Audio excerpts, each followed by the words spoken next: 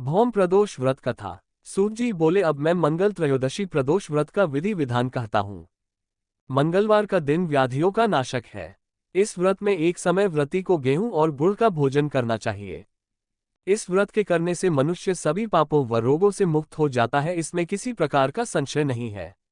अब मैं आपको उस बुढ़िया की कथा सुनाता हूँ जिसने यह व्रत किया व मोक्ष को प्राप्त हुई। अत्यंत प्राचीन काल की घटना है। एक नगर में एक बुढ़िया रहती थी। उसके मंगलिया नाम का एक पुत्र था। वृद्धा को हनुमान जी पर बड़ी श्रद्धा थी। वह प्रत्येक मंगलवार को हनुमान जी का व्रत रखकर यथाविधि उनका भोग लगाती थी। इसके अलावा मंगलवार को एक न तो घर लीपती थी और न ही मिट्टी खोदती थी। इसी प्रकार से व्रत रखते हुए जब उसे काफी दिन बीत गए तो हनुमान जी ने सोचा कि चलो आज इस वृद्धा की श्रद्धा की परीक्षा करें। वे साधु का वेश बनाकर उसके द्वार पर जा पहुंचे और पुकारा, है कोई हनुमान का भक्त जो हमारी इच्छा पूरी करे। वृद्धा ने ये पुकार सुनी तो बाहर आए और महाराज क्या आ गया है। साधु वेशधारी हनुमान जी बोले कि मैं बहुत भूखा हूं, भोजन करूंगा, तू थोड़ी सी जमीन लीप दे। वृद्धा बड़ी दुविधा में पड़ गई। अंत में हाथ जोड़कर प्रार्थना की, हे महाराज, लीपने और मिट्टी खोदने के अतिरिक्त जो काम आप कहें वह मैं करने को तैयार हूं।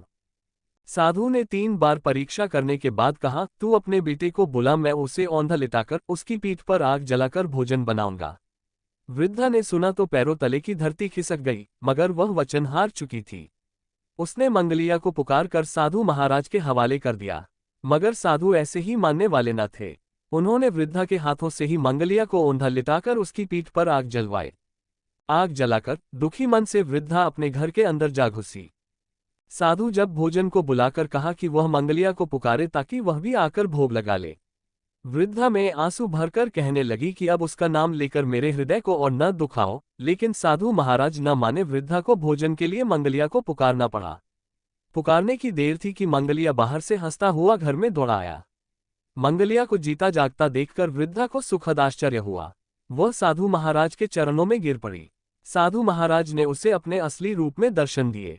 हनुमान जी को अपने आंगन में देखकर वृद्धा को लगा कि जीवन सफल हो गया।